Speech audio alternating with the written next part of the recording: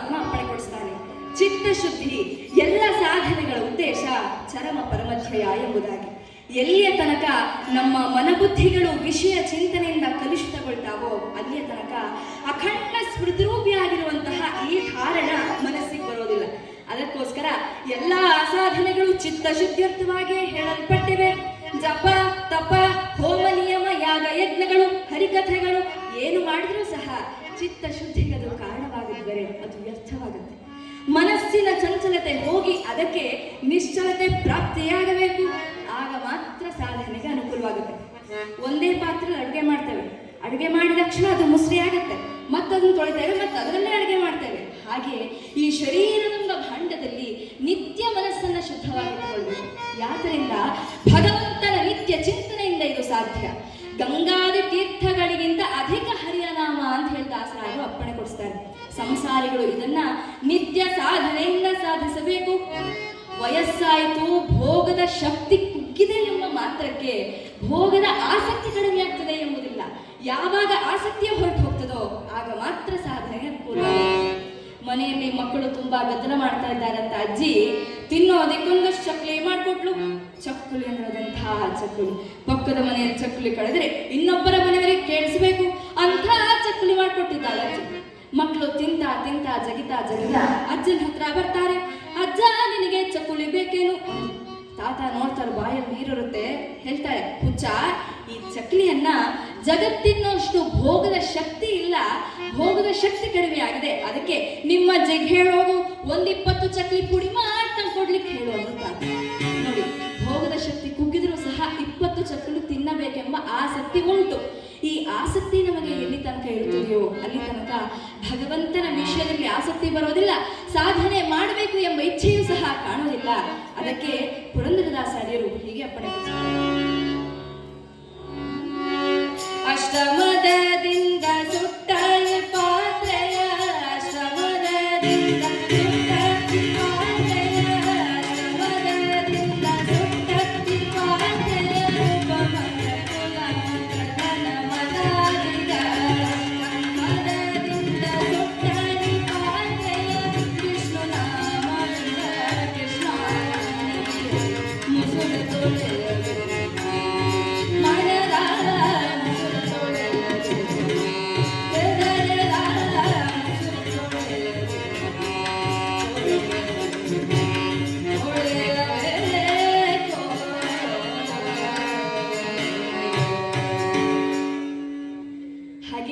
ಮನಸ್ಸಿನಲ್ಲಿ ಇರುವಂತಹ ಆ ಅಷ್ಟಮದಗಳು ಎಲ್ಲವನ್ನು ತೊಳೆದು ಭಗವಂತನನ್ನ ಸಾಕ್ಷಾತ್ಕಾರ ಮಾಡಿಕೊಳ್ಬೇಕು ಅಂತ ಹೇಳಿ ದಾಸರಾಯರು ಅಪ್ಪಣೆ ಕೊಡಿಸುವಾಗ ವ್ಯಾಸತೀರ್ಥರು ಅಪ್ಪಣೆ ಕೊಡಿಸ್ತಾರೆ. ಏನಂತ, ಚೋರತ್ವ ಮಾಡಿದ ಪಾಪಗಳಿದ್ದರೆ ನವನೀತ ಚೋರ ಎಂದರೆ ಜಾರತ್ವ ಮಾಡಿದ ಪಾಪಗಳಿದ್ದರೆ ಹೇ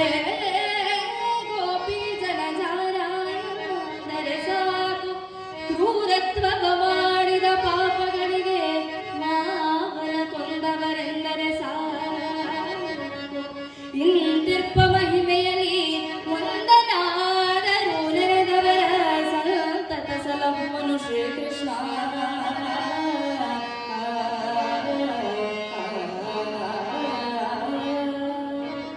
ನಾವು ತಿಳಿಯದೆ ಬೆಂಕಿಯನ್ನು ಮುಟ್ಟಿದರೆ ಅದು ಹೇಗೆ ಸುಡುತ್ತದೆಯೋ ಹಾಗೆ ಅಚಾನಕವಾಗಿ ಆ ಭಗವಂತನ ನಾಮಸ್ಮರಣೆ ಮಾಡಿದರೆ ಅವನಲ್ಲಿ ದಿವ್ಯವಾದ ಸಖ್ಯ ಉಂಟಾಗುತ್ತೆ. ಪರಮಾತ್ಮನಲ್ಲಿ ಆ ದಿವ್ಯವಾದ ಸಖ್ಯ ಉಂಟಾಗುವುದೇ ಭಕ್ತಿ. ಇದನ್ನು ಪಡೆದವನೇ ಭಕ್ತ ಸುಧಾಮ. ಇವತ್ತಿನ ದಿವಸ ಇದು ನನ್ನ ಒಂದು ಭಾಗ್ಯ ಅಂತಲೇ ನಾನು ನಂಬ್ಕೋತೀನಿ. ಇವತ್ತಿನ ಈ ಒಂದು ಸಮಾರಂಭದಲ್ಲಿ ಭಗವಂತನ ಆಶೀರ್ವಾದವನ್ನು ಬೇಡುತ್ತಾ, ನೀವು ಭಗವದ್ ಭಕ್ತರು ಬಂದಿದ್ದೀರಾ, ಹರಿದಾಸರು ಬಂದಿದ್ದೀರಾ, ತಮ್ಮೆಲ್ಲರ ಆಶೀರ್ವಾದವನ್ನು ಬೇಡುತ್ತಾ ನಮ್ಮ ಮನೆ ದೇವರು ಆರಾಧ್ಯ ದೈವವೂ ಆದಂತಹ ಶ್ರೀ ಲಕ್ಷ್ಮೀ ವೆಂಕಟೇಶ್ವರ ಸ್ವಾಮಿಯವರನ್ನು ನೆನೆಯುತ್ತಾ ಅವರ ಆಶೀರ್ವಾದವನ್ನು ಬೇಡುತ್ತಾ ಈ ದಿವ್ಯವಾದಂತಹ ಭಕ್ತ ಸುಧಾಮಕಥಾ ಭಾಗವನ್ನು ತಮ್ಮೆಲ್ಲರ ಮುಂದೆ ಸಾದರಪಡಿಸ್ತೇನೆ. ಲೋಪದೋಷಗಳು ಕೊಂಡು ಬಂದಲ್ಲಿ ದಯಮಾಡಿ ಹಂಸಕ್ಷೀರ ನ್ಯಾಯದಂತೆ ಕಥಾಶ್ರವಣ ಮಾಡಿ ತಾವೆಲ್ಲರೂ ಸಹ ನನಗೆ ಆಶೀರ್ವಾದ ಮಾಡಬೇಕಾಗಿ ತಮ್ಮಲ್ಲಿ ಪ್ರಾರ್ಥನೆ ಮಾಡುತ್ತೇನೆ. ಶ್ರೀ ಸತ್ಯ ಗಣಪತಿ ಮಹಾರಾಜೇಗೆ, ಶ್ರೀ ಸದ್ಗುರುನಾಥ ಮಹಾರಾಜೇಗೆ, ಇಂದಿರಾ ರಮಣ ಗೋವಿಂದ. ಕೇಳಿಸ್ತಾ ಇಲ್ಲ ಗೋವಿಂದ?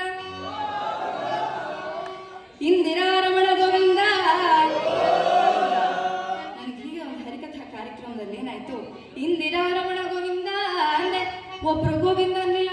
ಎಲ್ರೂ ಜೋರಾಗಿ ಹೇಳಿ ಭಗವಂತನ ನಾಮಸ್ಮರಣೆ ಮಾಡೋದ್ರಿಂದ ಏನೂ ಸಹ ನಷ್ಟವಾಗೋದಿಲ್ಲ. ಇಂದಿರಾರಮಣ ಗೋವಿಂದ. ಬಹಳ ಚೆನ್ನಾಗಿ ಹೇಳಿದ್ವಿ. ಅಲ್ಲೇನಾಯ್ತು, ಯಾವುದೋ ಮೂಲೆಯಲ್ಲಿ ಹೆಂಗ್ಸ್ಕೊತಿದ್ರು, ಗೋವಿಂದ ಅಂದ್ರು. ನನಗೆ ಭಯ ಹೋಯ್ತು. ಆ ಕಾರ್ಯಕ್ರಮದ ಪ್ರಾಯೋಜಕರು ಬಂದು ಹೇಳಿದ್ರು, ದಾಸರೇ ನೀವೇನ್ ಭಯ ಪಡ್ಕೋಬೇಡಿ, ಆಕೆಯ ಗಂಡ ಆ ಮೂಲೆಯಲ್ಲಿ ಕೂತಿದ್ದಾನೆ, ಆಕೆ ತನ್ನ ಗಂಡನ ಹತ್ರ ಮಾತು ಬಿಟ್ಟು 10 ವರ್ಷಗಳಾಯ್ತು. ಆಚಾರಕ್ಕೆ ಆಕೆಯ ಗಂಡನ ಹೆಸರು ಏನಿರ್ಬೋದು? ಗೋವಿಂದಪ್ಪ ಅಂತ ಹೇಳಿ ಅಯ್ಯಪ್ಪನ ನೋಡ್ಕೊಂಡು ಗೋವಿಂದ ಅಂದ್ರು. ನೀವೇನು ಭಯ ಪಡಬೇಡಿ, ಮುಂದುವರಿಸಿ ಅಂದ್ರು. ಆದ್ರೆ ನಾವೆಲ್ಲರೂ ಸಹ ಹರಿದಾಸರು, ಸಾಹಿತ್ಯದ ಕಡೆ ಗಮನ ಇರೋರೆಲ್ಲರೂ ಸೇರಿದ್ದೇವೆ. ಹಾಗಾಗಿ ದಯಮಾಡಿ ಎಲ್ಲರೂ ಇನ್ನೊಮ್ಮೆ ಜೋರಾಗಿ ಹೇಳಿ, ಇಂದಿರಾರಮಣ ಗೋವಿಂದ, ಗೋಪಾಲ ಕೃಷ್ಣ ಭಗವಾನ ಕಿ, ಸನಾತನ ಹಿಂದೂ ಧರ್ಮ ಕಿ. ಭಗವಂತನ ಆಶೀರ್ವಾದವನ್ನು ಬೇಡುತ್ತಾ, ಗುರುಗಳೆಲ್ಲರ ಆಶೀರ್ವಾದವನ್ನು ಬೇಡುತ್ತಾ ಕಥಾ ಪ್ರಾರಂಭ ಮಾಡೋಣ. ಭೋಗವಿರಕ್ತಿಗೆ ತವರೂರೆಂಬ ದ್ವಾರಕಾಯ, ಭೋಗವಿರಕ್ತಿಗೆ ತವರೂರೆಂಬ ದ್ವಾರಕಾಯ, ಸಾಗರ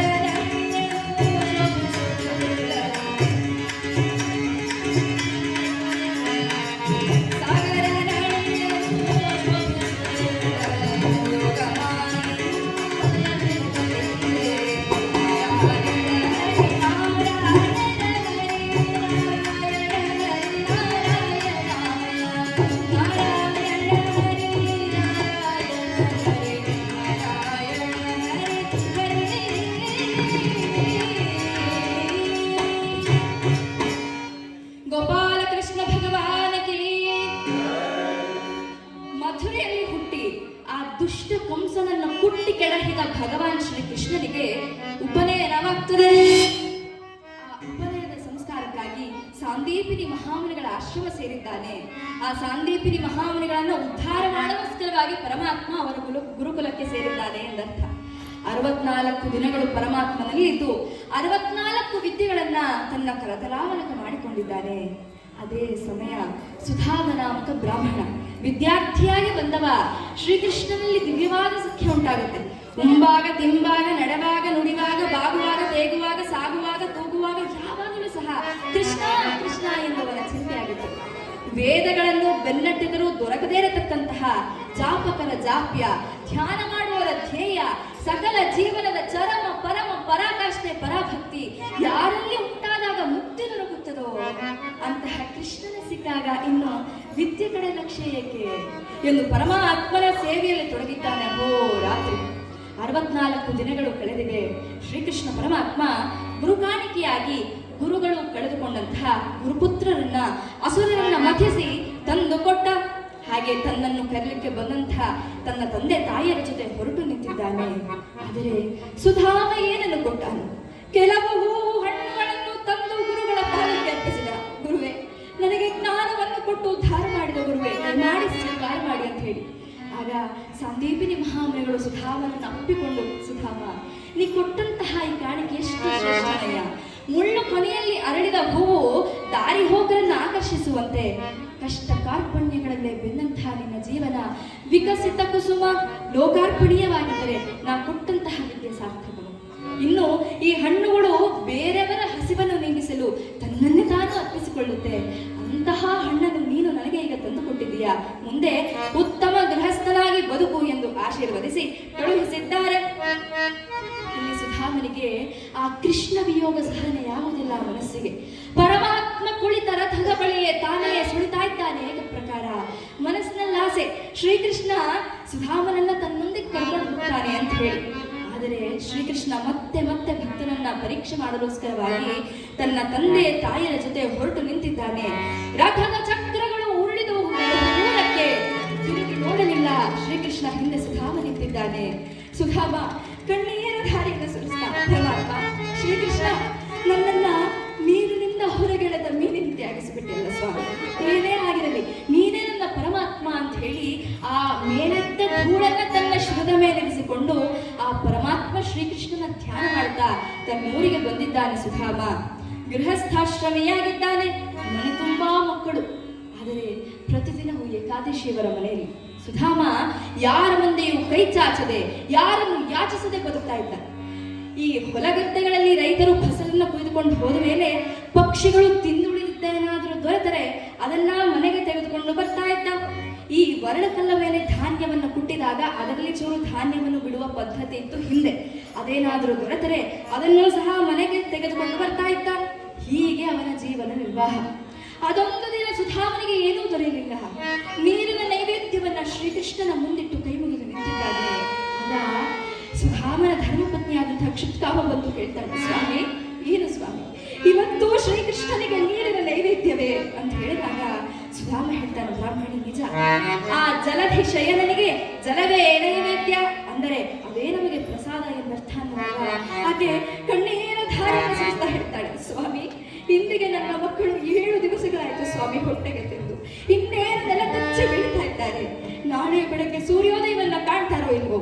ಏಕೆ ಶ್ರೀಕೃಷ್ಣನಂತಹ ಪರಮ ಸಖ ನಮಗಿರುವಾಗ ನಮಗೆ ಯಾಕೆ ಬಡತನ ಸ್ವಾಮಿ? ನೀವು ಒಮ್ಮೆ ಆ ಪರಮಾತ್ಮನಾದಂತಹ ಶ್ರೀಕೃಷ್ಣನ ಬಳಿ ಹೋಗಿ ಬರಬಾರದು ಅಂತ ಕೇಳಿದಾಗ ಸುಧಾಮನ ಮೈ ರೋಮಾಂಚನವಾಯಿತು. ಬ್ರಾಹ್ಮಣ ನಿಜ, ನಾನು ಎಂದೋ ಶ್ರೀಕೃಷ್ಣನನ್ನ ನೋಡ್ಲಿಕ್ಕೆ ಹೋಗ್ಬೇಕಾಗಿತ್ತು. ಆದರೆ ನನ್ನಲ್ಲಿದ್ದ ಆ ಅಹಂಕಾರ ಒಳಜಂಭ ನನ್ನನ್ನ ತಡಿತಾ ಇತ್ತು. ಆದರೆ ಈ ನಿನ್ನ ಕಣ್ಣೀರವೆಲ್ಲವನ್ನೂ ಸಹ ತೊಳೆದು ಹಾಕಿದೆ, ನಾನು ಹೋಗಿ ಬರ್ತೀನಿ ಅಂತ ಒಪ್ಕೊಂಡಿದ್ದಾನೆ.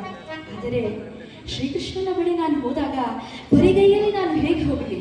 ಆ ಪರಮಾತ್ಮ ಶ್ರೀಕೃಷ್ಣ, ಸುಧಾಮ, ನನಗೋಸ್ಕರ ಏನನ್ನಾದ್ರೂ ತಂದಿದ್ದೀಯಾ ಅಂತ ಕೇಳಿದ್ರೆ ಅವನಿಗೆ ಕೊಡಲು ನನ್ನ ಬಳಿ ಏನು ಇಲ್ಲವಲ್ಲ, ಏನು ಮಾಡುದು ಅಂತ ಚಿಂತಾಕ್ರಾಂತನಾಗಿ ಕುಳಿತಿರುವಾಗ ಆಕೆ ಹೇಳ್ತಾಳೆ, ಸ್ವಾಮಿ, ನೀವು ಚಿಂತೆ ಮಾಡುವ ಅಗತ್ಯವಿಲ್ಲ, ನಾನೇನಾದ್ರೂ ಒದಗಿಸಿ ತಂದು ಕೊಡ್ತೇನೆ ಅಂತ ಹೇಳಿ ಆ ಕ್ಷುತ್ಕಾಮ ಮಾರನೇ ದಿವಸ ಬ್ರಾಹ್ಮಿ ಮುಹೂರ್ತದಲ್ಲಿ ಎದ್ದು 4 ಮನೆಗೆ ಹೋಗಿ ಭಿಕ್ಷೆಯನ್ನ ಯಾಚಿಸ್ತಾ ಇದ್ದಾಳೆ.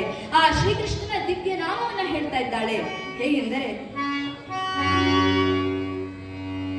ರಂಗನಿನ್ನ ಕೊಂಡಾಡುವ ಮಂಗಳಾತ್ಮರ, ರಂಗನಿನ್ನ ಕೊಂಡಾಡುವ ಮಂಗಳಾತ್ಮರ, ಸಂಗ ಸುಖವರಿದ್ದು ಕಾಯುವ, ಸಂಗ ಸುಖವರಿದ್ದು ಕಾಯುವ, ರಂಗನಿನ್ನ ಕೊಂಡಾಡುವ ಮಂಗಳಾತ್ಮರ, ಸಂಗ ಸುಖವರಿದ್ದು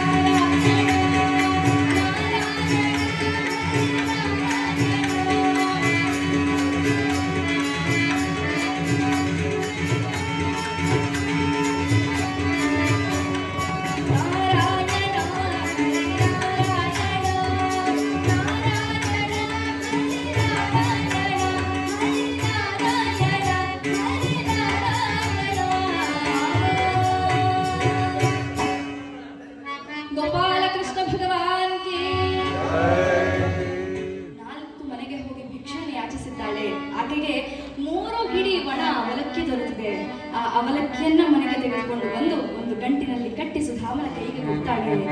ಆಗ ಏನಾಗಿದೆ, ಹಸಿದು ತತ್ತರಿಸುವ ಮಕ್ಕಳೆಲ್ಲವೂ ಸಹ ಒಮ್ಮೆ ಎಚ್ಚೆತ್ತಿಗೆ ತಾಯಿಯ ಬಳಿ ಓಡಿ ಬಂದು, ಅಮ್ಮ, ಹೊಟ್ಟೆ ತುಂಬಾ ಹಸಿವಾಗ್ತಾ ಇದೆ ತಾಯಿ, ತಿನ್ನೋದಕ್ಕೆ ಏನಾದ್ರೂ ಕೊಡು ಅಂತ ಕೇಳಿದಾಗ ಆಕೆ ಮಕ್ಕಳೆಲ್ಲರನ್ನೂ ಸಹ ಸಮಾಧಾನ ಪಡಿಸ್ತಾ ಇದ್ದಾಳೆ. ಕಂದ, ಚಿಂತೆ ದೂರ ಮಾಡು, ಈ ದಿವಸ ನಿಮ್ಮ ತಂದೆ ಶ್ರೀಕೃಷ್ಣನ್ ಇರುವಲ್ಲಿಗೆ ಹೋಗ್ತಾ ಇದ್ದಾರೆ, ಆ ಭಗವಂತ ಶ್ರೀಕೃಷ್ಣ ನಮಗೆ ಏನಾದ್ರೂ ಕರುಣಿಸ್ತಾನೆ ಅಂತಂದಾಗ ಆ ಮಕ್ಕಳೆಲ್ಲವೂ ಬಂದು ಸುಧಾಮನನ್ನ ಸುತ್ತುವರೆದಿವೆ.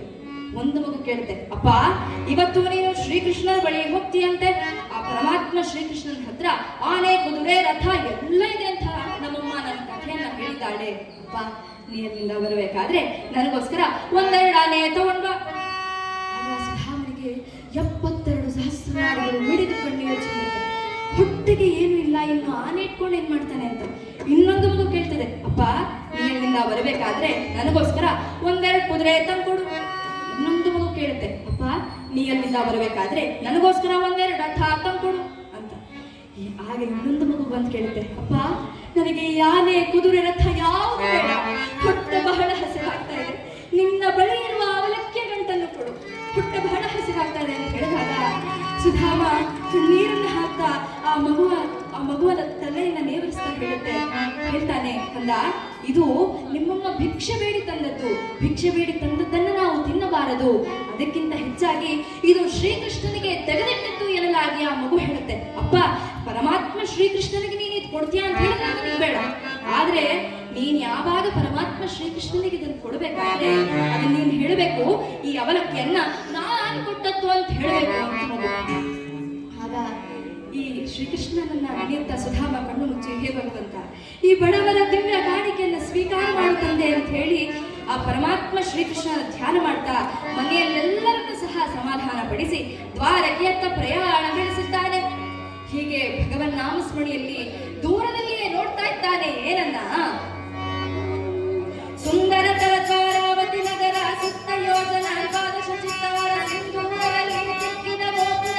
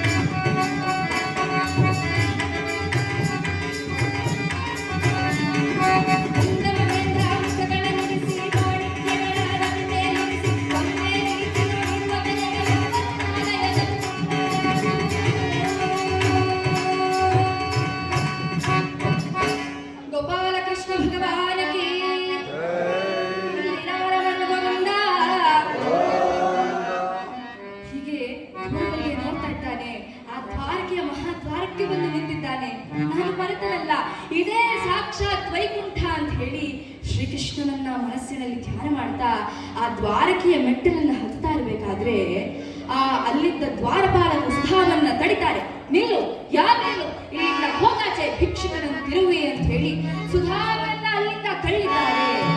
ಮೆಟ್ಟಲಿನಿಂದ ಕೆಳಗೆ ಉರುಳಿ ಬಿದ್ದ ಸುಧಾಮ ಶ್ರೀಕೃಷ್ಣ ಪರಮಾತ್ಮನಿಂದ, ಹೇ ಪರಮಾತ್ಮ, ಇಲ್ಲಿ ಎಷ್ಟೊಂದು ಮಂದಿ ಸಾಧು ಸಂತರು ಋಷಿಗಳು ಎಲ್ಲರೂ ಸಹ ಓಡಾಡುವಂತಹ ಈ ಪುಣ್ಯ ಭೂಮಿಯಲ್ಲಿ ಉರುಳು ಸೇವೆ ಮಾಡುವಂತಹ ಅವಕಾಶ ನನಗೆ ಕೊಟ್ಟಿಲ್ಲ ಸ್ವಾಮಿ ಅಂತ ಹೇಳಿ ಪರಮಾತ್ಮ, ನಿನ್ನ ದರ್ಶನಾಕಾಂಕ್ಷಿಯಾಗಿ ಬಂದಿದ್ದೇನೆ ವಿನಃ ನನಗೆ ಯಾವ ಅಪೇಕ್ಷೆಯೂ ಇಲ್ಲ ಸ್ವಾಮಿ, ಯಾವಾಗಲೂ ನಿನ್ನ ದರ್ಶನ ಕಾಯ್ತಾ ಇದ್ದೇನೆ ಅಂತ ಹೇಳಿ ಶ್ರೀಕೃಷ್ಣ ಪರಮಾತ್ಮನನ್ನ ಹೀಗೆ ಕೇಳ್ತಾ ಇದ್ದಾರೆ.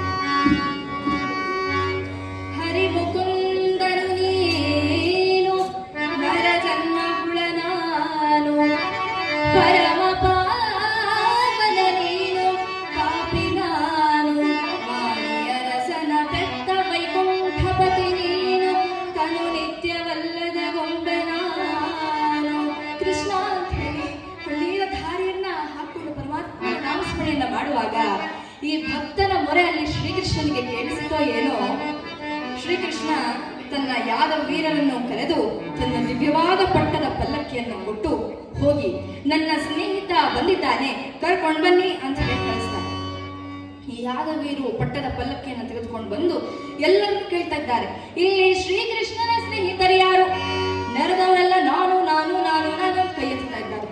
ಅವ್ರು ಯೋಚನೆ ಮಾಡಿದ್ರು, ಪರಮಾತ್ಮ ಒಬ್ಬರಂತರಲ್ಲೇ ಕೇಳಿದ್ರೆ ಇಷ್ಟೊಂದು ಮಂದಿ ಕೈ ಎತ್ತುತ್ತಿದ್ದಾರಲ್ಲ ಅಂತ ಹೇಳಿ ಪುನಃ ಶ್ರೀಕೃಷ್ಣನ ಬಳಿ ಹೋಗ್ತಾರೆ. ಪರಮಾತ್ಮ, ಆ ನಿನ್ನ ಸ್ನೇಹಿತ ಯಾರವ, ಯಾವ ದೇಶದ ದೊರೆ, ಅವನ ಗುಣಲಕ್ಷಣಗಳನ್ನಾದರೂ ಹೇಳು, ಅವನ ಹೆಸರನ್ನಾದರೂ ಹೇಳು ಅಂತ ಕೇಳಿದಾಗ ಶ್ರೀಕೃಷ್ಣ ಬಹು ಸುಂದರವಾಗಿ ಹೇಳ್ತಾನೆ, ಬಗ್ಗಿದ ಬೆನ್ನಿನ, ಕುಗ್ಗಿದ ಕಾಯದ, ಹಿಗ್ಗಿದ ಮನಸ್ಸಿನ ತನ್ನ ಸ್ನೇಹಿತ ಸುಧಾಮ ಬಂದಿದ್ದಾನೆ, ಕರ್ಕೊಂಡು ಬನ್ನಿ ಅಂತ ಹೇಳಿ ಕಳಿಸ್ತಾನೆ.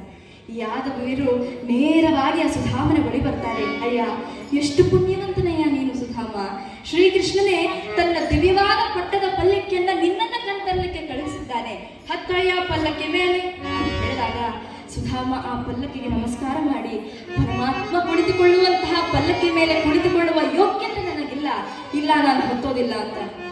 ಆಗ ಆ ಯಾದವ ವೀರನು ಬಿಡೋದಿಲ್ಲ. ಇಲ್ಲ, ಶ್ರೀಕೃಷ್ಣನ ಆಜ್ಞೆ ಆಗಿದೆ, ನೀವು ಹತ್ತಲೇಬೇಕು ಅಂತ ಹೇಳಿ ಸುಧಾಮನನ್ನ ಎತ್ತಿ ಪಲ್ಲಕ್ಕಿ ಮೇಲೆ ಕುಳ್ಳಿರಿಸಿಕೊಂಡು ರಾಜ ವೈಭವದ ಮೆರವಣಿಗೆಯೊಂದಿಗೆ ಕರ್ಕೊಂಡು ಹೋಗ್ಬೇಕಾದ್ರೆ ದೂರದಲ್ಲೇ ಶ್ರೀಕೃಷ್ಣನನ್ನು ಕಂಡಂತಹ ಸುಧಾಮ ಥಟ್ಟನೆ ಪಲ್ಲಕ್ಕಿಯಿಂದ ಕೆಳಗಿಳಿದು ಬೇಗ ಶ್ರೀಕೃಷ್ಣನ ಬಳಿ ಓಡಿ ಹೋಗಿ ನಮಸ್ಕಾರ ಮಾಡಬೇಕು ಎನ್ನುವಷ್ಟರಲ್ಲಿ ಶ್ರೀಕೃಷ್ಣನೇ ಸುಧಾಮನ ಕಾಲಿಗೆ ನಮಸ್ಕಾರ ಮಾಡಿದ್ದಾನೆ. ಸ್ವಾಮಿ ಶ್ರೀಕೃಷ್ಣ ಏನಿದು ಅಂತ ಹೇಳಿದಾಗ ಶ್ರೀಕೃಷ್ಣ, ನೀನು ಶ್ರೀಹರಿಯ ಅವತಾರ ಎಂದು ನನ್ನ ಬಳಿ ಆಗಮಿಸಿದ್ದೀಯಾ, ಬಾ ಅಂತ ಹೇಳಿ ಕರ್ಕೊಂಡು ಹೋಗಿ ತನ್ನ ದಿವ್ಯವಾದ ಸಿಂಹಾಸನದ ಮೇಲೆ ಕುಳ್ಳಿರಿಸಿ ಅವನ ಪಾದವನ್ನ ಪನ್ನೀರಿನಿಂದ ತೊಳೆದು ಆ ಜಲವನ್ನ ತನ್ನ ಶಿರದ ಮೇಲಿರಿಸಿಕೊಂಡಿದ್ದಾನಂತೆ ಶ್ರೀಕೃಷ್ಣ ಪರಮಾತ್ಮ. ಅಲ್ಲಿ ನೆರೆದವರಿಗೆಲ್ಲರಿಗೂ ಸಹ ಆಶ್ಚರ್ಯ ಆಗ್ತಾ ಇದೆ. ಆಗ ಶ್ರೀಕೃಷ್ಣ ಸುಧಾಮನ ಹೆಗಲ ಮೇಲೆ ಕೈ ಹಾಕಿ ಏಕಾಂತಕ್ಕೆ ಕರ್ಕೊಂಡು ಹೋಗಿದ್ದಾರೆ. ಏನಯ್ಯ ಸುಧಾಮ, ಹೇಗಿದ್ಯಾ ಇಷ್ಟು ಕಾಲ? ನಾವು ಗುರುಕುಲದಲ್ಲಿ ಕಳೆದಂತಹ ದಿನಗಳನ್ನ ಮತ್ತೆ ಮತ್ತೆ ಸ್ಮರಿಸ್ತಾ ಇದ್ದೆ. ಮದುವೆ ಗಿದುವೆ ಆಗಿದೆ, ಹೆಂಡತಿ ಮಕ್ಕಳು ಎಲ್ಲರೂ ಸೌಖ್ಯವೇ ಅಂತ ಹೇಳಿ ಆ ಸುಧಾಮನ ಕ್ಷೇಮ ಸಮಾಚಾರವನ್ನ ಹೀಗೆ ಕೇಳ್ತಾ ಇದ್ದಾರೆ. ಕ್ಷೇಮವೇನಯ್ಯ ಸುಧಾಮ, ಕ್ಷೇಮವೇನಯ್ಯ,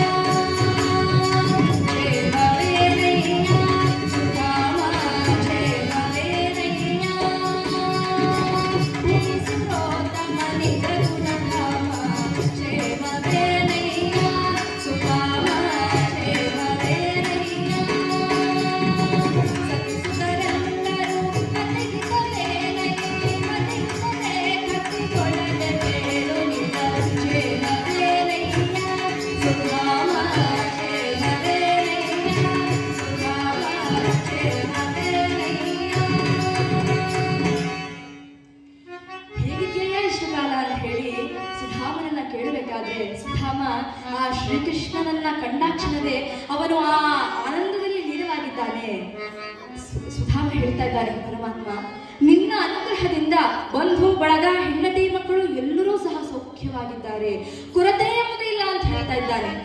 ಮನಸ್ಸಿನಲ್ಲಿ ಅನ್ಕೊಂಡ, ಈ ಬಡತನ ನನ್ನ ಪ್ರಾರಬ್ಧ, ಹಿಂದಿನ ಜನ್ಮದಲ್ಲಿ ನಾನು ಯಾರಿಗೂ ದಾನ ಮಾಡದಿರೋ ಕಾರಣ ನನಗೆ ಈ ಜನ್ಮದಲ್ಲಿ ಬಡತನ ಪ್ರಾಪ್ತವಾಗಿದೆ. ಅದಕ್ಕೆ ನಾವು ಭಗವಂತನನ್ನ ಹೊಣೆ ಮಾಡಿಕೊಡೋದು ಅಂತ ಹೇಳಿ ಪರಮಾತ್ಮ ನಿನ್ನ ಅನುಗ್ರಹದಿಂದ ಎಲ್ಲರೂ ಸೌಖ್ಯವಾಗಿದ್ದಾರೆ, ಕೊರತೆ ಇಲ್ಲ ಅಂತ ಹೇಳಿದಾಗ ಶ್ರೀಕೃಷ್ಣ ನಿಜವಾಗಿಯೂ ಅವಧೂತನೇ ಇವ ಅಂತ ಹೇಳಿ ಮತ್ತೆ ಮತ್ತೆ ಭಕ್ತನನ್ನ ಪರಿಶುದ್ಧ ಮಾಡಲೋಸ್ಕರವಾಗಿ ಪರಮಾತ್ಮ ಹೇಳ್ತಾ ಇದ್ದಾನೆ, ಸುಧಾಮ ನೀನು ನನ್ನ ಪರಮಾಪ್ತ, ನೀನು ಸಂತೋಷವಾಗಿದ್ದೀಯ ಅಂತ ಕೇಳಿ ನನಗೂ ಬಹಳ ಖುಷಿಯಾಗ್ತಾ ಇದೆ. ನೀನು ನನ್ನ ಪರಮಾಪ್ತನಾದ್ದರಿಂದ ನನ್ನ ಕಷ್ಟ ನಿನ್ನಲ್ಲಿ ಹೇಳ್ಕೊಳ್ಬೇಕಾಗಿ ಬಂದಿದೆ ನೋಡಪ್ಪ. ಈ ನಗರದ ದೊರೆ ನಾನಲ್ಲ, ನಮ್ಮಣ್ಣ ಬಲರಾಮ 16,108 ಮಂದಿಯನ್ನ ಸಾಕುವ ಹೊಣೆ ನನ್ನದಾಗಿದೆ. ಅಣ್ಣ ಏನ್ ಕೊಡ್ತಾನೋ ಅದನ್ನು ಹಂಚ್ಕೊಂಡು ತಿನ್ಬೇಕಾಗಿ ಬಂದಿದ್ಯಪ್ಪ. ನೋಡು, ಇಲ್ಲಿ ನೀನು ಎಷ್ಟು ಜನ ಹೊರಗಡೆ ನನ್ನ ದರ್ಶನಕ್ಕೆ ಕಾಯ್ತಾ ಇದ್ದಾರಲ್ಲ, ಅವರೆಲ್ಲರೂ ಸಹ ತಮ್ಮ ಕಷ್ಟ ಹೇಳ್ಕೊಳ್ಳಕ್ಕೆ ನನ್ನ ಹತ್ರ ಬರ್ತಾರೆ ವಿನಃ ಯಾರೂ ಸಹ ನನ್ನ ಹತ್ರ ನಾನು ಖುಷಿಯಾಗಿದ್ದೀನಿ ಅಂತ ಹೇಳ್ಕೊಳ್ಳೋದು ಇದುವರೆಗೂ ಬಂದಿಲ್ಲ. ಆದ್ರೆ ನೀನು ಮಾತ್ರ ನಾನು ಖುಷಿಯಾಗಿದ್ದೀನಿ ಅಂತ ಹೇಳ್ತಾ ಇದೆಯಲ್ಲ, ನಿಜವಾಗಿಯೂ ನನಗೆ ಬಹಳ ಸಂತೋಷವಾಗ್ತಾ ಇದೆ ಅಂತ ಹೇಳಿದೆ. ಆಗ ಆ ಸಂಭಾಷಣೆಯ ನಡುವೆ ಶ್ರೀಕೃಷ್ಣ ಸುಧಾಮನಿಗೆ ಕೇಳ್ತಾನೆ, ಏನೋ ಸುಧಾಮ, ನೀನು ನಿನ್ನೂರಿಂದ ಬರಬೇಕಾದ್ರೆ ಬರಿಗೈಯಲ್ಲಿ ಬಂದಿಯೇನೋ, ನನ್ನ ಅತ್ತಿಗೆ ನನಗೋಸ್ಕರ ಏನನ್ನಾದ್ರೂ ಕಳಿಸಿರಬೇಕಲ್ಲವೇ ಅಂತ ಹೇಳಿದಾಗ ಸುಧಾಮನ ಮನಸ್ಸು ಹಿಗ್ಗಿತು. ಬಡವಳಾದ ನನ್ನ ಹೆಂಡತಿ ಶ್ರೀಕೃಷ್ಣನಿಗೆ ಅತ್ತಿಗೆ, ಅಂದರೆ ನಾನು ಶ್ರೀಕೃಷ್ಣನಿಗೆ ಅಣ್ಣ. ಆಹಾ, ಎಂತಹ ಮರ್ಯಾದೆ ಅಂತ ಹೇಳಿ ಮನಸ್ಸು ಹಿಗ್ಗಿತು. ಆದ್ರೆ ಆ ತುಂಬಿದ ಸಭೆಯಲ್ಲಿ ಆ ಅವಲಕ್ಕಿ ಗಂಟನ್ನು ಕೊಡಲು ಸುಧಾಮನಿಗೆ ನಾಚಿಕೆ ಆಯಿತು. ಆದ್ರೆ ಶ್ರೀಕೃಷ್ಣ ಬಿಡ್ತಾನ, ಸುಧಾಮನ ಕೈಯನ್ನು ಹೀಗೆ ಹಿಡಿದು ಎಳೆದಿದ್ದಾನೆ. ಆ ಅವಲಕ್ಕಿಯ ಗಂಟು ಕೆಳಗೆ ಬಿದ್ದು ಚೆಲ್ಲಿದೆ. ಅವಲಕ್ಕಿಯನ್ನು ನೋಡಿದ ಕ್ಷಣ, ಸುಧಾಮನ ತಂದ ಅವಲಕ್ಕಿಯನ್ನು ನೋಡಿದ ಕ್ಷಣ ಶ್ರೀಕೃಷ್ಣನಿಗೆ ಆನಂದವಾಗುತ್ತೆ. ಒಂದು ಮುಷ್ಟಿ ಅವಲಕ್ಕಿಯನ್ನ ತೆಗೆದು ಬಾಯಲ್ಲಿ ಹಾಕಿಕೊಂಡು ತಿಂದಿದ್ದಾನೆ. ಆಹಾ, ಏನು ಸವಿ, ಏನು ರುಚಿ ಅವಲಕ್ಕಿ, ಇಂತಹ ಸವಿಯನ್ನ ಎಂದೂ ಸಹ ಕಂಡಿಲ್ಲ, ತಿನ್ನಿಲ್ಲ ಅಂತ ಹೇಳಿ ಆನಂದ ಪಡ್ತಾ ಇರ್ತಾನೆ. ಇದನ್ನು ಕಂಡಂತಹ ರುಕ್ಮಿಣಿ ಸತ್ಯಭಾಮರು ಅನ್ಕೋತಾರೆ, ಅಲ್ಲ, ಷಡ್ರಸಾನ್ನವನ್ನು ಮುಂದಿಟ್ಟರು ಕಣ್ಣೆತ್ತಿ ನೋಡಿದಂತಹ ಪರಮಾತ್ಮ ಈ ಬಡವ ಸುಧಾಮ ತಂದಿರುವಂತಹ ಅವಲಕ್ಕಿ ಇಷ್ಟು ಚೆನ್ನಾಗಿದೆ ಅಂತ ಇದ್ದಾರಲ್ಲ, ನಾವು ಒಮ್ಮೆ ತಿಂತೇವೆ ಅಂತ ಹೇಳಿ ಅವರು ಅವಲಕ್ಕಿಯನ್ನು ತಿಂದಿದ್ದಾರೆ. ನಿಜ, ಪರಮಾತ್ಮ ಶ್ರೀಕೃಷ್ಣ ಹೇಳಿದಾಗೆ ಇಂತಹ ಸವಿಯನ್ನು ನಾವೆಂದೂ ತಿಂದಿಲ್ಲ ಅಂತ ಹೇಳ್ತಾರೆ. ಈ ಅವಲಕ್ಕಿಯ ಸುದ್ದಿ ಊರಲ್ಲೆಲ್ಲ ವರ್ತಮಾನ ಹೋಗ್ತು. ಸುಧಾಮ ಶ್ರೀಕೃಷ್ಣನಿಗೆ ಅವಲಕ್ಕಿ ಕೊಟ್ಟಂತೆ ಶ್ರೀಕೃಷ್ಣ ಅವಲಕ್ಕಿಯನ್ನ ತಿಂದಿನಂತೆ. ಯಾರ್ಯಾರು ಶ್ರೀಕೃಷ್ಣ ಶ್ರೀಕೃಷ್ಣನ ನೋಡ್ಲಿಕ್ಕೆ ಬಂದಿದ್ದಾರೋ ಅವ್ರು ಯಾರ್ಯಾರು ಅವಲಕ್ಕೆ ತರ್ತಾರೋ ಅವರೆಲ್ಲರನ್ನು ಶ್ರೀಕೃಷ್ಣನ ದರ್ಶನಕ್ಕಾಗಿ ಒಳಗೆ ಬಿಡ್ತಾರಂತೆ ಅಂತೆಲ್ಲ ಕಡೆ ವರ್ತಮಾನ ಹೋಗ್ತು. ಪರಮಾತ್ಮನಿಗೆ ಬೇಕಾದದ್ದು ಭಕ್ತರು ತರುವ ವಸ್ತುವಲ್ಲ, ಅದರ ಹಿಂದಿರುವ ಭಕ್ತಿ ಭಾವ ಪರಮಾತ್ಮನಿಗೆ ಬೇಕಾದದ್ದು. ಅದನ್ನ ಸುಧಾಮನಲ್ಲಿ ಕಂಡ ಶ್ರೀಕೃಷ್ಣ, ಹಾಗಾಗಿ ಅವನ ಭಕ್ತಿಯನ್ನ ಪರಿಪೂರ್ಣವಾಗಿ ಸ್ವೀಕಾರ ಮಾಡ್ತಾನೆ ಶ್ರೀಕೃಷ್ಣ.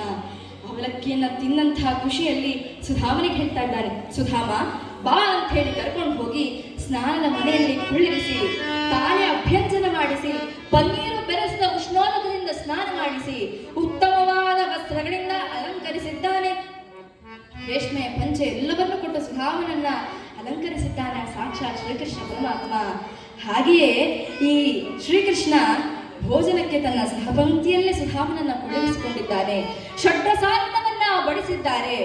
ಶ್ರೀಕೃಷ್ಣ ಹೇಳಿದ, ನೋ ಸುಧಾಮ ಅಂತ ಹೇಳಿದಾಗ ಸುಧಾಮ ಹೇಳ್ತಾನೆ, ಕೃಷ್ಣ ಇದು ರಾಜವೈಭವದ ಊಟ, ನಮ್ಮಂತಹವರಿಗಲ್ಲ ಅಂತ ಹೇಳಿದಾಗ ಶ್ರೀಕೃಷ್ಣ ಹೇಳಿದ, ಸುಧಾಮ ನಾವು ಗುರುಕುಲದಲ್ಲಿ ಎಲ್ಲವನ್ನು ಹಂಚ್ಕೊಂಡು ತಿಂತಾ ಇದ್ವಿ ಅಲ್ವಾ, ಅದನ್ನ ಮರ್ತಿಯೇನೋ ನೀನು ಅಂತ ಹೇಳಿ ಸಾಕ್ಷಾತ್ ಶ್ರೀಕೃಷ್ಣನೇ ಸುಧಾಮನ ಎಲೆಗೆ ಕೈಯನ್ನಿಟ್ಟು ತುತ್ತನ್ನೆತ್ತೆ ಸುಧಾಮನಿಗೆ ತಿನ್ನಿಸಿದಂತೆ. ಇದು ಆ ಭಕ್ತನ ಭಕ್ತಿಗೆ ಮೆಚ್ಚಿ ಪರಮಾತ್ಮ ಕೊಡ್ತಿರುವಂತಹ ಉಡುಗೊರೆ. ಅದಕ್ಕೆ ದಾಸರಾಯರು ದಾನಿಗಳ ಅಪ್ಪಣೆ ಕೊಡಿಸ್ತಾರೆ, ನವವಿಧ ಭಕ್ತಿ ಇರಬೇಕಂತೆ. ಯಾವ್ಯಾವು? ಶ್ರವಣಂ ಕೀರ್ತನಂ ವಿಷ್ಣೋ ಸ್ಮರಣಂ ಪಾದ ಸೇವನಂ ಅರ್ಚನಂ ವಂದನಂ ದಾಸ್ಯಂ ಸಖ್ಯಮಾತ್ಮ ನಿವೇದನಂ ಇತಿ ಪುಂಸಾರ್ಪಿತ ವಿಷ್ಣೋ ಭಕ್ತಿಶ್ಚೇನ್ನವ ಲಕ್ಷಣ ಕ್ರಿಯತೆ ಭಗವತ್ಯತ್ರ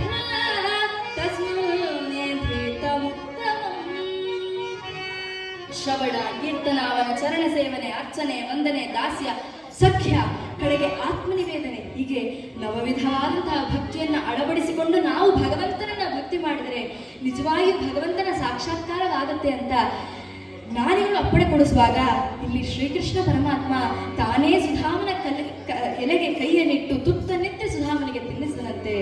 ನೆರೆದವರೆಲ್ಲರೂ ಸಹ ಆಶ್ಚರ್ಯಚಕಿತರಾಗಿದ್ದಾರೆ. ಹೀಗೆ ಬಹಳ ಕಾಲ ಸಮಯ ಆದ ಮೇಲೆ ಸುಧಾಮನಿಗೆ ತನ್ನ ಮನೆ ಮಂದಿರ ನೆನಪಾಗಿದೆ. ಶ್ರೀಕೃಷ್ಣನ ಬಳಿ ಬಂದು, ಸ್ವಾಮಿ ನಾನು ಇಲ್ಲಿಗೆ ಬಂದು ಬಹಳ ದಿನಗಳಾಯಿತು, ಈಗ ನನ್ನ ಹೆಂಡತಿ ಮಕ್ಕಳು ಹೇಗಿದ್ದಾರೋ ಗೊತ್ತಿಲ್ಲ ಸ್ವಾಮಿ, ನಾನು ನನ್ನ ಊರಿಗೆ ಮರಳ್ತೇನೆ ಅಂತ ಹೇಳಿದಾಗ ಶ್ರೀಕೃಷ್ಣ, ಹೌದೇ ಆಗಲಿ ಹೋಗುವನ್ನ ಸ್ವಲ್ಪ ದೂರ ಹೋಗಿ ಕೇಳ್ತಾನೆ ಪರಮಾತ್ಮ ಶ್ರೀಕೃಷ್ಣ, ನಾನು ಹೋಗ್ಬಿಟ್ಟು ಬರ್ಲೆ, ಆಗಲಿ ಹೋಗುವನ್ನ ಸ್ವಲ್ಪ ಹೆಬ್ಬಾಲಿಗೆ ಹೋಗಿ ಕೇಳ್ತಾನೆ ಶ್ರೀಕೃಷ್ಣ, ನಾನು ಹೋಗ್ಬಿಟ್ಟು ಬರ್ಲೆ, ಆಗ್ಲಪ್ಪ ಹೋಗು. ಪರಮಾತ್ಮ ಹೋಗುವಂತಾನೆ ವಿನಃ ಬೇರೆ ನನ್ನಿಲ್ಲ. ಇನ್ನೇನು ದ್ವಾರಕೆಯ ಮಹಾದ್ವಾರಕ್ಕೆ ಬಂದಂತಹ ಸುಧಾಮನನ್ನ ಇತ್ತ ಶ್ರೀಕೃಷ್ಣ ಕುಚೇಣ ಕೂಗದ. ಹಿಂದೆ ತಿರುಗಿ ನೋಡಿದ ಸುಧಾಮ, ಸ್ವಾಮಿ ನೀನು ನನ್ನನ್ನ ನಿಂದಿಸಿದ್ದೀಯ, ಯಾರ್ಯಾರೋ ನನ್ನನ್ನ ನಿಂದಿಸಿದ್ರು, ನೀನು ನಿಂದಿಸಿದ್ರೆ ಏನು ತಪ್ಪು ಅಂತ ಹೇಳಿ ಅಹಂಕಾರ ರಹಿತನಾಗಿ ಶ್ರೀಕೃಷ್ಣ ಪರಮಾತ್ಮನ ಬಳಿ ಬಂದು, ಏನು ಸ್ವಾಮಿ ಅಂತ ಕೇಳಿದಾಗ ಮತ್ತೆ ಮತ್ತೆ ಶ್ರೀಕೃಷ್ಣ ಭಕ್ತರನ್ನ ಪರಿಶುದ್ಧ ಮಾಡ್ತಾ ಇದ್ದಾನೆ. ಏನೋ ಸುಧಾಮ, ನೀನ್ ಇಲ್ಲಿಗೆ ಬಂದಾಗ ನಿನ್ಗೆ ಉಡೋದಕ್ಕೆ ಹೊದಿಯೋಕ್ಕೆ ಪೀತಾಂಬರಗಳನ್ನ ಕೊಟ್ಟಿದ್ದೆ, ನೀನ್ ಹಾಗೆ ಅದನ್ನ ಮನೆಗೆ ತೆಗೆದುಕೊಂಡು ಹೋಗ್ತಾ ಇದೆಯಲ್ಲೋ, ಮತ್ತಿನ್ಯಾರಾದ್ರೂ ಬಂದ್ರೆ ಕೊಡೋದಕ್ಕೆ ನನ್ನ ಹತ್ರ ಏನೂ ಇಲ್ಲ, ಬಿಚ್ಚಿಟ್ಟು ಹೋಗು ಅಂತಂದ. ಆದರೆ ಸುಧಾಮ ಅದನ್ನ ಅವಮಾನ ಅಂತ ತಿಳಿಯದೆ ತಾನು ಹೇಗೆ ಹರಕು ಬಟ್ಟೆಯನ್ನ ಧರಿಸಿ ಪರಮಾತ್ಮನಲ್ಲಿ ಬಂದಿದ್ದನೋ ಅದೇ ಹರಕು ಬಟ್ಟೆಯನ್ನು ಧರಿಸಿ ತನ್ನೂರಿಗೆ ಮರಳಿದ್ದಾನೆ. ಶ್ರೀಕೃಷ್ಣನಿಗೆ ಆನಂದವಾಗಿದೆ, ಆಶ್ಚರ್ಯವಾಗಿದೆ. ನಿರಪೇಕ್ಷ ಮುನಿಂ ಶಾಂತಂ ನಿರ್ವೈರಂ ಸಮದರ್ಶನ ಅಂತ ಹೇಳ್ತಾನೆ ಶ್ರೀಕೃಷ್ಣ ಪರಮಾತ್ಮ. ಮನುಷ್ಯನಿಗೆ ಯಾವತ್ತೂ ಅಹಂಕಾರ ಬರಬಾರ್ದಂತೆ. ಒಂದು ದಿನ ಏನಾಯ್ತು, 5 ಬೆಳಗುಡುಗ ಅಹಂಕಾರ ಬಂದ್ಬಿಡುತ್ತೆ. ಈ ಬೆಳೆ ಹೇಳ್ತು, ನಿಮ್ಮೆಲ್ಲರಿಗಿಂತ ನಾನ್ ದೊಡ್ಡವನು. ಕಾರಣ, ಕೀರ್ತನಕಾರರು ವೇದಿಕೆ ಮೇಲೆ ಬಂದ್ರೆ ನಿಮ್ ಹೆಸರೇನು, ನೀವ್ ಯಾವ ಕಥೆ ಮಾಡ್ತೀರ ಅಂತ ಕೇಳೋ ನಾನು, ಅದಕ್ಕೆ ನಾನ್ ದೊಡ್ಡವನು ಅನ್ನತ್ತೆ. ಈ ಬೆಳೆ ಹೇಳುತ್ತೆ, ಸುಮ್ ಕುತ್ಕೊಳ್ಳಯ್ಯ, ನಾನು ಕಂಡಿದ್ದೀನಿ, ನಿಮ್ಮೆಲ್ಲರಿಗಿಂತ ನಾನ್ ದೊಡ್ಡವನು. ಕಾರಣ, ಯಾರಾದ್ರೂ ದಾರಿ ಕೇಳಬೇಕಾದ್ರೆ ಹೀಗ್ ಹೋಗ್ಬೇಕಾ ಅಂತ ನನ್ನನ್ನೇ ಬಳಸೋದು, ಅದಕ್ಕೆ ನಾನ್ ದೊಡ್ಡವನು ಅಂತ. ಈ ಬೆಳೆ ಹೇಳ್ತು, ಸುಮ್ ಕುತ್ಕೊಳ್ಳಯ್ಯ, ನಾನು ಕಂಡಿದ್ದೀನಿ, ನಿಮ್ಮೆಲ್ಲರಿಗಿಂತ ನಂದು ಹೈಟ್ ಜಾಸ್ತಿ, ಬಹಳ ಉದ್ದವಾಗಿದ್ದೀನಿ, ಅದಕ್ಕೆ ನಾನ್ ದೊಡ್ಡವನು ಅಂತ. ಈ ಬೆಳ್ಳೆ ನಿಂತ್ಕೊಳ್ತು, ಸುಮ್ ಕುತ್ಕೊಳ್ಳಯ್ಯ, ನಾನು ಕಂಡಿದ್ದೀನಿ, ನಿಮ್ಮೆಲ್ಲರಿಗಿಂತ ನಾನ್ ದೊಡ್ಡವನು, ಬಹಳ ಶ್ರೀಮಂತ, ಮಾವನ್ ಮನೆಯಲ್ಲಿ ಕೊಡೋ ಗ್ರಾಹಕಳು ನಾನೇ, ಅದಕ್ಕೆ ನಾನ್ ದೊಡ್ಡವನು ಅಂತ. ಈ ಕಿರುಬರಣ ನಿಂತ್ಕೊಳ್ತು, ನೀವೆಲ್ಲ ಒಂದೊಂದು ಹೇಳಿದ್ರಿ, ನಾನು ಒಂದು ಹೇಳ್ತೀನಿ ಅಂತ. ಆದ್ರೆ ಈ ಉಳಿದ 4 ಬೆಳ್ಗಳು ಕೂಡ ಕಿರುಬೆರಳಿಗೆ ಅಪಹಾಸ್ಯ ಮಾಡ್ಲಿಕ್ಕೆ ಶುರು ಮಾಡುತ್ತೆ. ಏನಂತ, ನೀನು ಅಪ್ರಯೋಜಕ, ಕಿವಿ ಕೊಳಕ್ ತೆಗೆಯಕ್ ಮಾತ್ರ ಉಪಯೋಗಿಸ್ತಾರೆ, ಮೂಗಿನ ಕೊಳಕ್ ತೆಗೆಯಕ್ ಮಾತ್ರ ಉಪಯೋಗಿಸ್ತಾರೆ ಅಂತ. ಆಗ ಕಿರುಬೆರಳು ನಿಂತ್ಕೊಂಡು ಹೇಳುತ್ತೆ, ಇಲ್ಲ ಇಲ್ಲ, ನಿಜವಾಗಿ ನೀವು ತಪ್ಪು ತಿಳ್ಕೊಂಡಿದ್ದೀರಾ. ಭಗವಂತನಿಗೆ ನಾವು ಹೀಗೆ ತಾನೇ ಕೈ ಮುಗಿಯೋದು. ಹಾಗಾಗಿ ನಾವು ಭಗವಂತನಿಗೆ ಪ್ರಾರ್ಥನೆ ಮಾಡಿ ಈ ತರ ಕೈ ಮುಗಿಬೇಕಾದ್ರೆ ಪರಮಾತ್ಮ ನನ್ನ ಭಕ್ತಿಗೆ ಮೆಚ್ಚಿ ಮೊದಲು ನನಗೆ ದರ್ಶನವನ್ನ ಕೊಡೋದು, ಇನ್ನೇನು ಹೀಗಾಗತ್ತಾ ಹೇಳಿ ಅಂತ. ಹಾಗೆ ಇದರದ್ದು ಮೂರ್ತಿ ಚಿಕ್ಕದಾದ್ರೂ ಕೀರ್ತಿ ದೊಡ್ಡದು ಅನ್ನುವ ಹಾಗೆ ಮನುಷ್ಯನಿಗೆ ಯಾವತ್ತೂ ಅಹಂಕಾರ ಬರಬಾರ್ದಂತೆ. ಇಲ್ಲಿ ಶ್ರೀಕೃಷ್ಣ ಪರಮಾತ್ಮ ಅದನ್ನೇ ಹೇಳ್ತಾ ಇದ್ದಾನೆ, ಅಹಂಕಾರ ರಹಿತನಾಗಿದ್ದಾನೆ ಸುಧಾಮ, ನಿಜವಾಗಿಯೂ ಅವಧೂತನೇ ಇವ ಅಂತ ಹೇಳಿ ಅವನ ಭಕ್ತಿಗೆ ಮೆಚ್ಚಿ ಶ್ರೀಕೃಷ್ಣ ಸುಧಾಮ ನಗರಿ ಎಂಬ ನಗರವನ್ನೇ ಕಟ್ಟುಕೊಟ್ಟಿದ್ದಾನೆ. ಇತ್ತ ಸುಧಾಮ ಶ್ರೀಕೃಷ್ಣನ ಆಶೀರ್ವಾದವನ್ನ ತೆಗೆದುಕೊಂಡು ತನ್ನೂರಿಗೆ ಮರಳಿದ್ದಾನೆ. ಅವನ ಊರಿನ ಗುರುತೇ ಸಿಗ್ತಾ ಇಲ್ಲ ಆತನಿಗೆ. ತನ್ನ ಗುಡಿಸಲ ಹತ್ರ ಬಂದರೆ ಅಲ್ಲಿ ಗುಡಿಸಲಿಲ್ಲ, ದೊಡ್ಡದಾದ ಸುಂದರವಾದ ಅರಮನೆ ಎದ್ದಿದೆ. ಆಶ್ಚರ್ಯಚಕಿತನಾಗಿದ್ದಾನೆ ಸುಧಾಮ. ಇದೇನು ನಾನು ದಾರಿ ತಪ್ಪಿಲಿಕ್ಕೆ ಬಂದಿದ್ದೀನ ಅಂತ ಹೇಳಿ ಒಳಗೆ ಇಳುಕಿ ನೋಡಿದಾಗ ತನ್ನ ಹೆಂಡತಿ ಮಕ್ಕಳೆಲ್ಲರೂ ಸಹ ವೈಭವದಿಂದ ಹೊಸ ಬಟ್ಟೆಗಳನ್ನ ಧರಿಸಿ ಆಭರಣಗಳನ್ನೆಲ್ಲವನ್ನೂ ಸಹ ಧರಿಸಿ ನಿಂತಿರೋದನ್ನ ನೋಡ್ತಾ ಇದ್ದಾನೆ. ಸುಧಾಮನನ್ನು ಕಂಡಂತಹ ಅವನ ಹೆಂಡತಿ ಸುಧಾಮನನ್ನ ಕರೆಯಲು ಆಚೆ ಬಂದಾಗ ಅವನು ಕೇಳ್ತಾನೆ, ಏನಿದು ಅಂತ ಕೇಳಿದಾಗ ಪರಮಾತ್ಮ, ಸ್ವಾಮಿ ಶ್ರೀಕೃಷ್ಣ ಪರಮಾತ್ಮ ನಮಗಿದೆಲ್ಲವನ್ನು ಕರುಣಿಸಿದ್ದಾರೆ ಅಂತ ಹೇಳಿದಾಗ ಸುಧಾಮ ತನ್ನ ಹೆಂಡತಿಗೆ ಹೀಗೆ ಹೇಳ್ತಾ ಇದ್ದಾನೆ,